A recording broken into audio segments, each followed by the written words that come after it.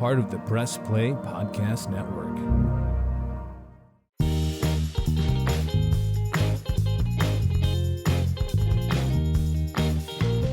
Hello, welcome to the Books with Brooks podcast, a monthly book club podcast. We read one book a month and then we talk about it here on the podcast. I have a very special episode today. Two-time published author and my dad, Daddy Bob May, is here on the podcast. Hi, Daddy Bob. Hey, Brooksy. So happy to be on with you. Thank you for having I'm me. so happy to have you. Yeah, Of course, this is such a big milestone. You published a first book and you were on the podcast that was a while ago now, almost 2 years ago, I think, I talking know. about your first book, Have Fun, Damn It. That was a smash hit success, I believe. Yes, of course. Of course it But was. now you're back with us and you're going to talk about your latest novel, which is called The Blue Lady. Is that Okay. right? Yep. The Blue Lady. Okay. Cool. Amazing. Do you want to give us, without any spoilers, because I want people to read the book, so let's try not to spoil it for them. Do you want to give us a quick rundown? What is this book about? Well, Brooksy, I suppose the story of the Blue Lady is sort of a distorted view of an often repeated event that my father, your granddaddy, staged. The story about the Blue Lady is important because it's woven into our family history.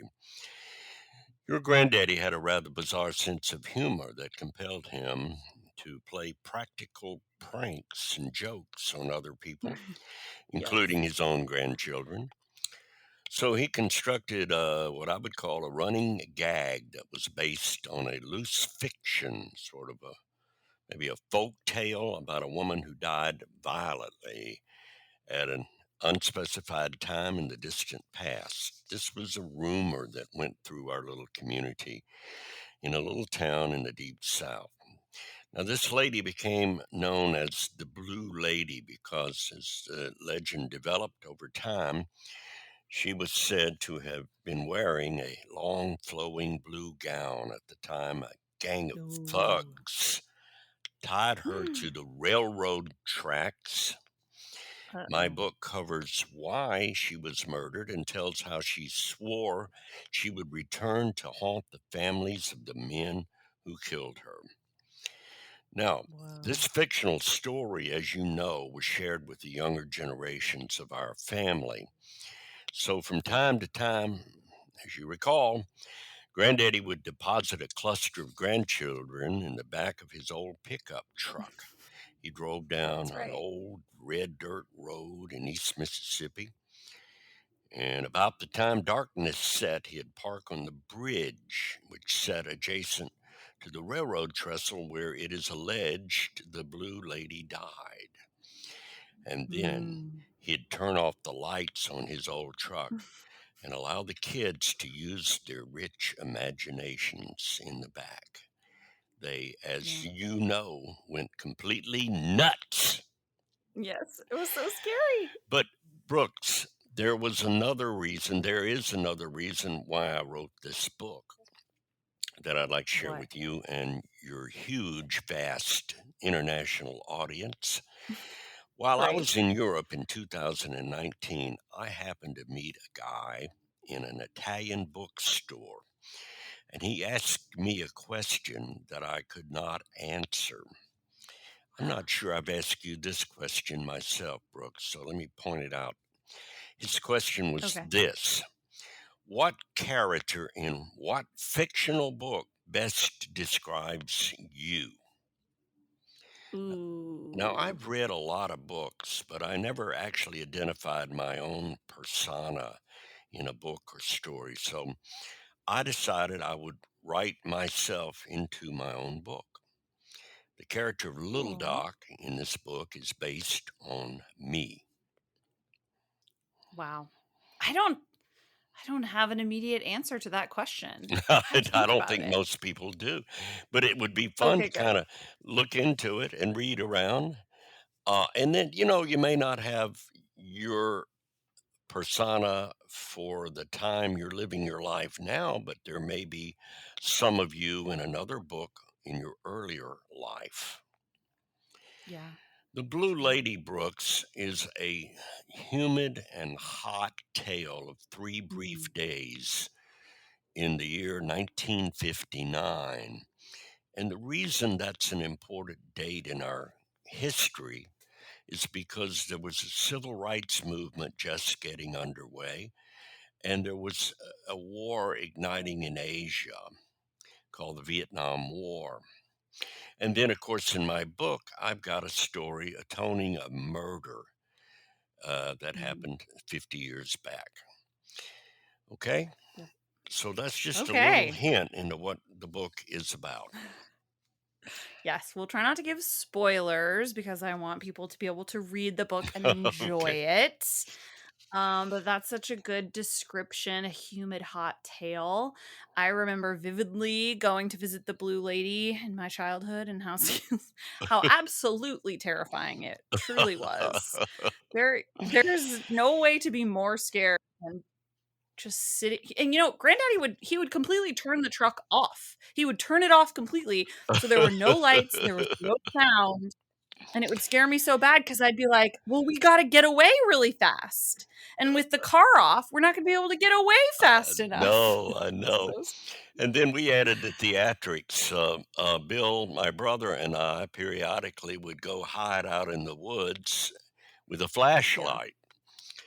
And one Yeah. time, Bill even wore what he thought to be an attractive gown, blue Oh, gown. wow. And the best part of that Mhm. process was when he fell into the creek out by the road. I believe it. We had a great time. We sure enjoyed that. So this book, The Legend of the Blue Lady, stretches back many, many years. Yes, it How does. long how long were you actively writing this story? Well, I actually started writing The Blue Lady in October of 2019, right after I returned from that aforementioned trip to Europe. It took Ah, me, I'm yes. going to say, about a year to finalize the first rough manuscript, and it was 75,000 words long. Did you know, Brooks, that if you Wait, is sit that down, long? no, not really. That's Wait, is that long? the typical book that's selling today is somewhere in the neighborhood of 50 to 60,000 Oh, words. got it. Okay. Although there are certainly exceptions, some much longer and some much shorter. But just so you and the audience can think about this, if you just sat down and write 200 words a day, every day, in the end of a year of doing this, you put 70,000 words on paper. Now, Wow. I had to get Nancy Kay, my author, and I mean, sorry, my editor, to work that manuscript over, and she eliminated or made me eliminate about 30% of it. So Mhm. the book as it is written today, The Blue Lady, is about 45,000 words long. But I am working on a follow-up book to it. Oh, goody. Another one. And each book gets, at least in my simple mind, a little easier than the last book. Yeah, I was gonna ask, like, what was different this time around, in terms of your writing process or how it all came together? Well, both of my books were essentially written when I lived in our old hometown in Newton, Mississippi, taking care of Dad toward the end of his days. And I had plenty of time and few distractions, so it was easier Mhm. to write while I was there. But things are different now because after Dad passed away last December, I moved full time down here to New Orleans, where there are many more distractions. Yes. I am guilty of mismanaging my time at the computer keyboard because, Aren't we well, all? then the COVID factor and several hurricanes didn't help me much either. But now I'm up early and pretty much writing several hours a day, and that's what you Yeah. have to do if you want to successfully develop a book. Right. Now, I want to share with you some thoughts because some of the folks listening may have it in their own mind, or maybe they're working already on a manuscript. But here's what I think happens when you get into a schedule with your writing. It's kind of like what you hear people who exercise regularly describe as a runner's high. Yeah. They get at a point where their adrenaline is roaring around in their systems and it feels good. At some process in the writing that I do, I get what I call a writer's high. Cool. I'm not taking anything to do it. It's a feeling of exhilaration, it's a burst of joy. It literally is. And while I'm in that bubble, I put a lot more words on paper and actually lose track of time. Interestingly to me, when I go back to review and edit, sometimes I'm baffled about some of my passages because I don't actually recall writing them. Wow. This is especially true, Brooks, when I reread some of the dialogue between my characters. Wow. Now, speaking of dialogue, I just finished reading a great book by Elmore Leonard. The name of the book is Bandit. It came out about 35 years ago, and this is my second time to read it. But, 35 years goes by and you don't remember much about what you read. The story takes place in New Orleans, and that makes it even more interesting since I live here. But get this, most of the plot in Bandit is carried by conversations between the characters. It's Mm-hmm. mainly people talking to each other. So if any of your listeners or you want to learn more about how to write dialogue, read some Elmore Leonard. He's a master of that form. Hmm. Wow. So you think this is the characters like just speaking through you? They're just coming out naturally without like you doing it? Well, you know, I published Have Fun Damn It about 2 years ago, and it consisted of a series of mostly humorous stories about taking care of dad, your granddaddy, for about 8 years after mom died. They were married, as you know, Brooks, for 65 years, and dad was Yeah. um, quite impacted by her loss, to say the least. When I Yeah. wrote it, I threw in stories, as you know, about Brian and a Down syndrome man, your brother. And I included Vaught. Didn't want to leave out the little family dog. He's a little Of Yorkie. course. Vaught died 2 days after Dad died, Aw. and we miss him as we miss Dad as well. So in reality, my first book was simply some of the experiences I had while caregiving. But what I really Yeah. learned by doing it is that I was the one ultimately who was being cared for. It was a great Mm. lesson for me and one I will always cherish. And then I sat Aw. down to intentionally write a fictional novel. I didn't have a plot or a purpose in mind at the time. Wasn't any outline or beginning or middle or end to it. I simply wrote until the story found its own way. It found itself. And it birthed a kind of a universal theme about simple friendship. I just wrote a story about two 12-year-old boys. One was black and the other white. And I told a fast paced tale of their life together during a 3-day period. And the setting is in a small town in the deep South, around the beginning of the civil rights movement. And during, as I mentioned earlier, the escalation of the Vietnam War. There were cataclysmic changes happening then. So I created some Yeah. colorful characters, threw in an assassin or two, Ooh, yeah. a voodoo queen, and some homeless individuals. And I attempted to illustrate that the world that existed 60 years ago is pretty much the same as the world we find ourselves in today. Cataclysmic changes are still happening. They're still going on, maybe even more so. Some things haven't Yeah. changed very much in the big picture. Hey everyone, it's JD from the Hyman Podcast. Backed by popular demand, I'm excited to let you know that new episodes of the Hyman Podcast will drop every other Monday on Apple Podcasts, Spotify, or wherever you listen to your podcasts. We're going to continue the conversations we started last season and keep having those hard conversations. There is so much in store for you this season, and I'm excited to share it with you. Subscribe today so you don't miss a single moment. The Hyman Podcast, part of the Press Play Podcast Network.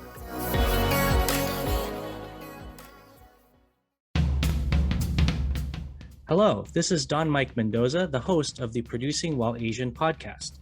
Join us to listen in on conversations with everyone who identify from producers to non-producers who all are part of the AAPI community.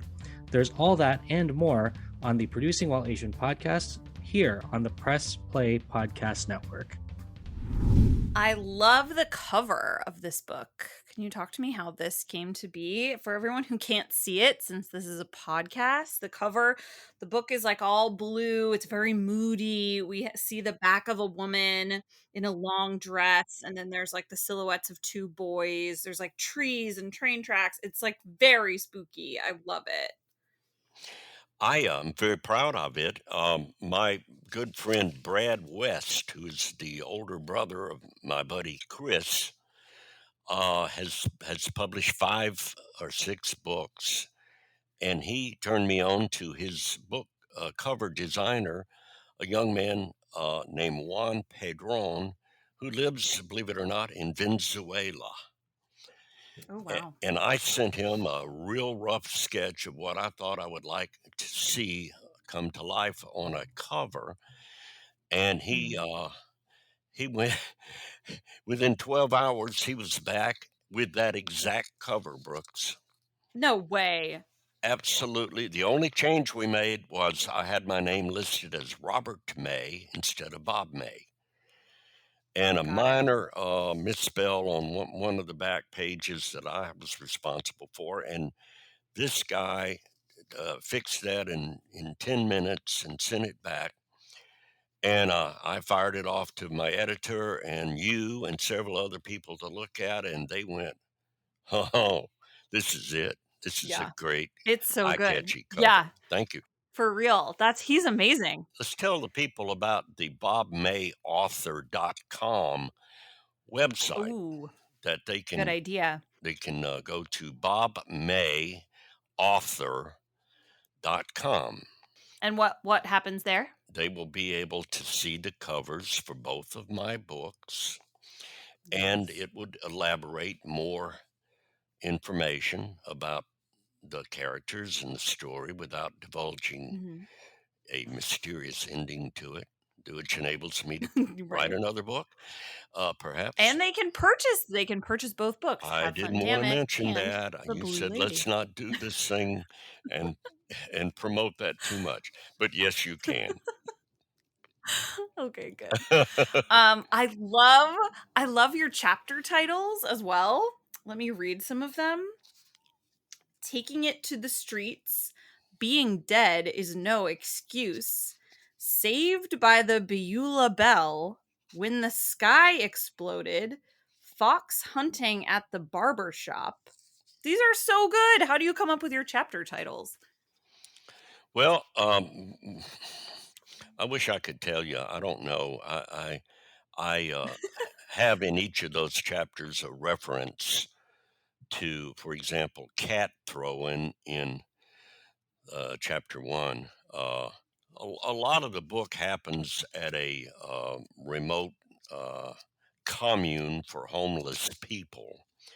And one of the things you, as a cat person, Brooks, will not be happy about is that these hobos, they were called, actually sat around the campfire and put food next to where they sat, and they would throw cats at each other in the middle of the night. And it was a scary experience for the folks there and the cats. Well, 12-year-old boys are amused by these types of things, even though their parents said, you are forbidden to go to this place outside of town where all these scary homeless people live, and it's dangerous. So what did the boys do? They went there. They went to throw the cats. Yeah, how can you miss that? It's got to be the best show in town. Yeah, they went to see a genuine cat throw. How in their right mind could a parent deny a child an opportunity to experience that? Wild. How could they?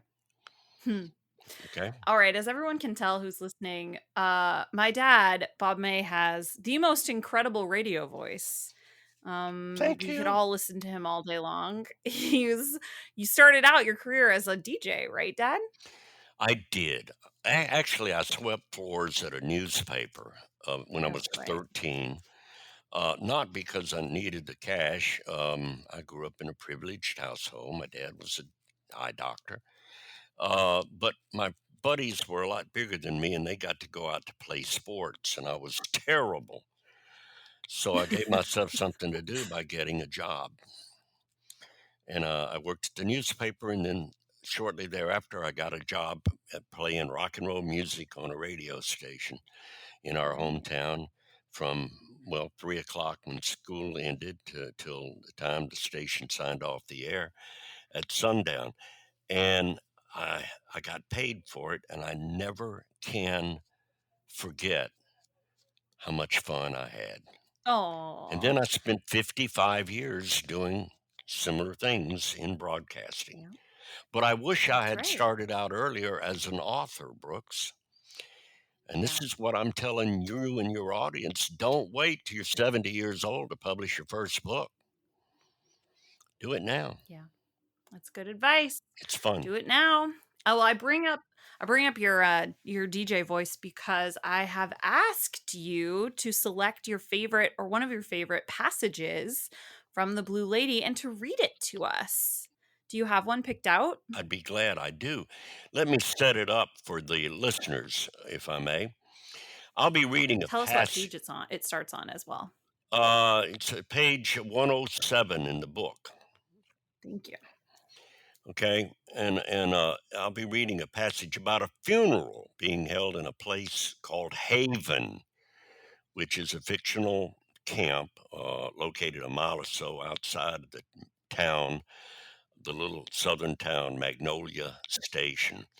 Haven is, as I mentioned earlier, sort of a commune or a encampment where homeless people gather, people who traveled around in boxcars on freight trains back then were called hobos. Mr. Packwater is a main character in the book, and he is speaking here.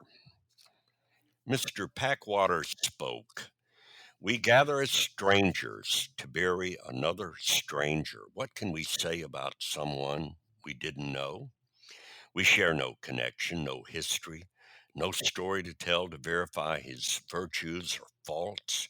We don't even know his name. We have only to agree that this person existed and, as such, deserves acknowledging. Some of us choose to believe that he was a child of God, but all that matters is this: we gather to honor his life. Odds are good that he made some bad decisions, but chances are he found joy in simple things. The sun shone on him when he caught a perfect fish. He smiled when he recalled a child's laughter or a lover's caress or a puppy dog's lick. Perhaps he won a ribbon or accepted a trophy for special accomplishment. Maybe had a meal good enough to write home about. Like all of us, he traveled roads, crossed bridges, and rode on tracks of steel. He may have been running away, or perhaps he was running towards something.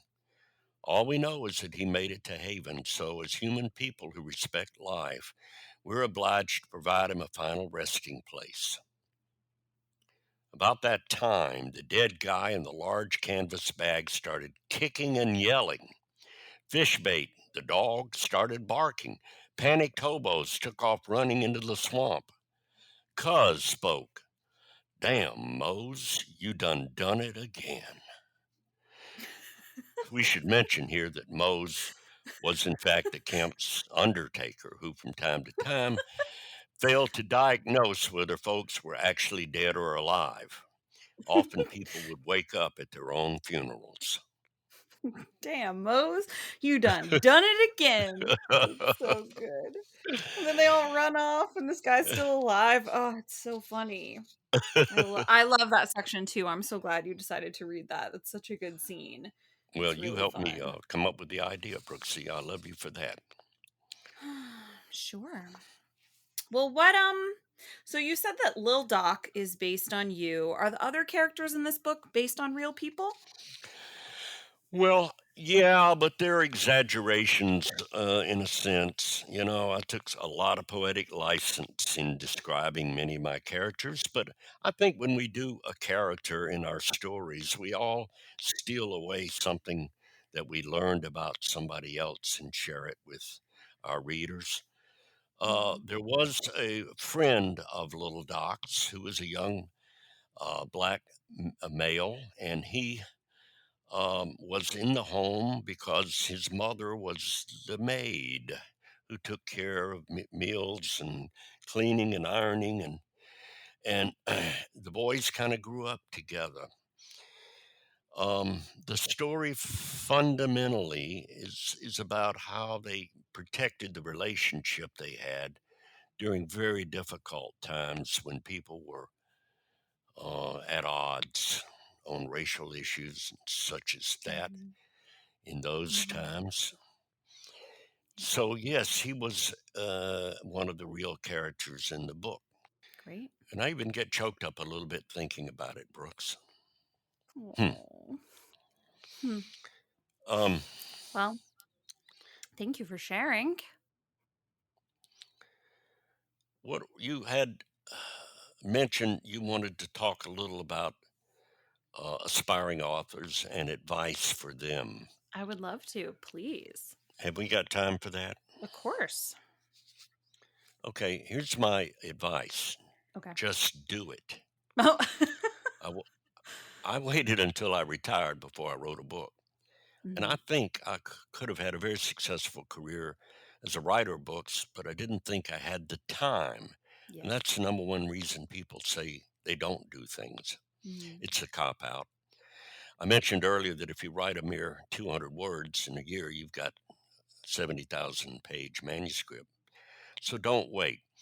I heard on a lecture the other day, a writing seminar, that 85% of people claim that they have a book that they need to write, but only 1% of them actually do it. Wow. So here are a few suggestions for those who want to be part of that exclusive 1%. Mhm. Next to my desk is a bookshelf. I have 5 books that taught me a lot about how to write, and I can reach over and pull them out in at any time, and I do. Here are the books. Pat Conroy wrote a book called My Reading Life. Ooh. Get it?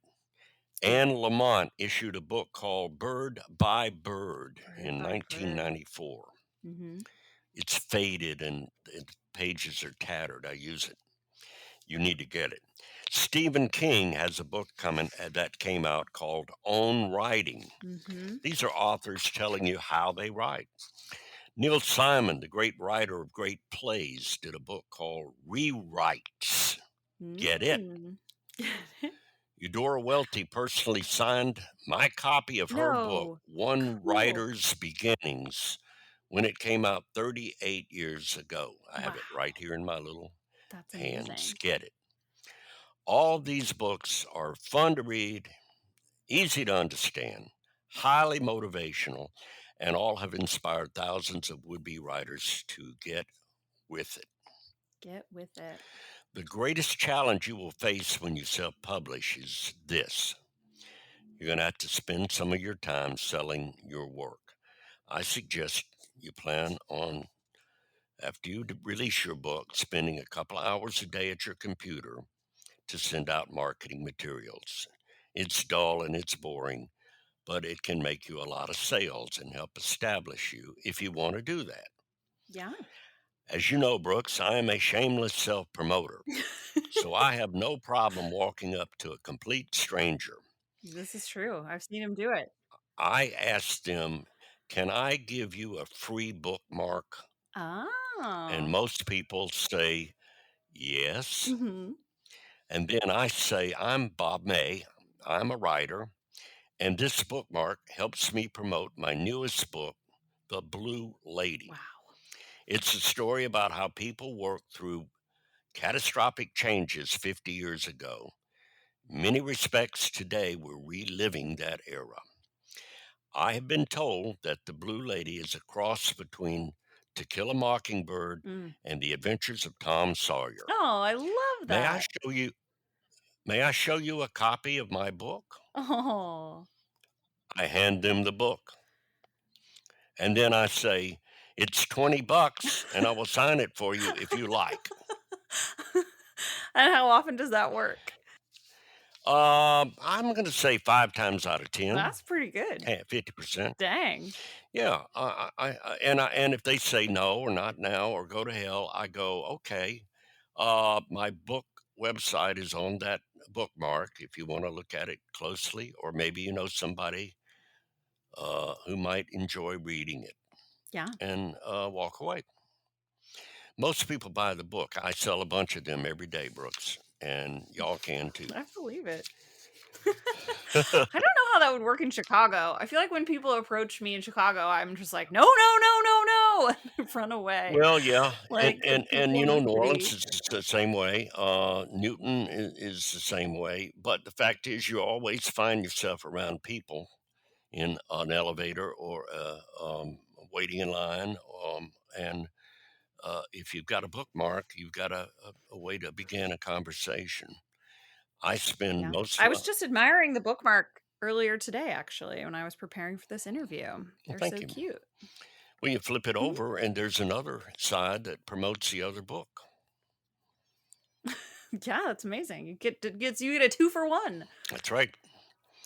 And I usually buy about 500 bookmarks per month. It's about $50 a month.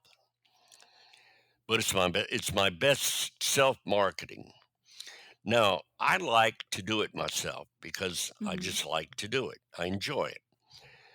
But the real greedy reason is I make a lot more money doing it that way. A typical published author who sells their books on Amazon makes Yeah. 80% less than I do on selling my book. So, if you want to make a few bucks, you need to learn how to market it and do it on your own until you win a movie contract. I've decided I'm going to let Tom Hanks be the Mr. Packwater in my book. Mm. He doesn't know it yet though. So don't say anything, okay? Oh man, Tom Hanks would be an excellent Mr. Packwater. Holy crap, he'd be so good. Oh man, he'd be great. Ugh, can't wait for that day. We got to start optioning this.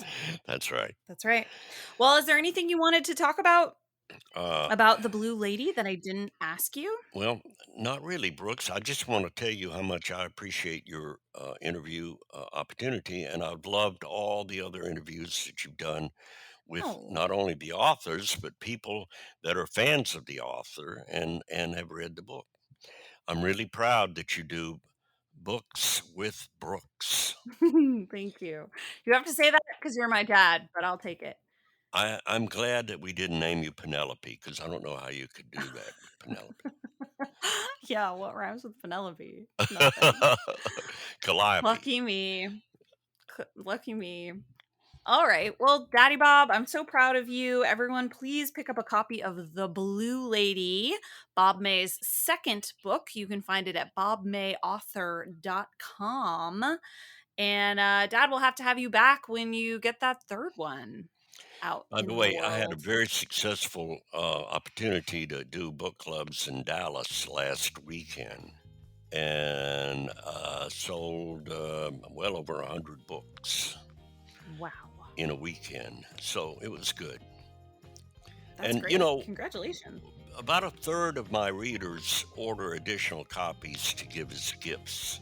It's a great gift idea. There you go. Yep. We got the holidays coming up. Yep, coming How up. can you turn it down? All right. Daddy Bob, thank you so much for being My here. pleasure, Brooks. Anytime. And I'll look forward to seeing you hopefully soon. Okay? All right. Well, happy reading, everyone. Thank you. Books with Brooks is produced by Mo Barrow, with theme music by Jonathan Allen. Books with Brooks is part of the Press Play Podcast Network, which empowers hosts to create high-quality professional shows that inspire and entertain. If you've been dreaming of hosting your own podcast, we can help. Please email content@pressplaypodcasts.com to get started today. Please be sure to subscribe to get the latest episodes wherever you listen to podcasts.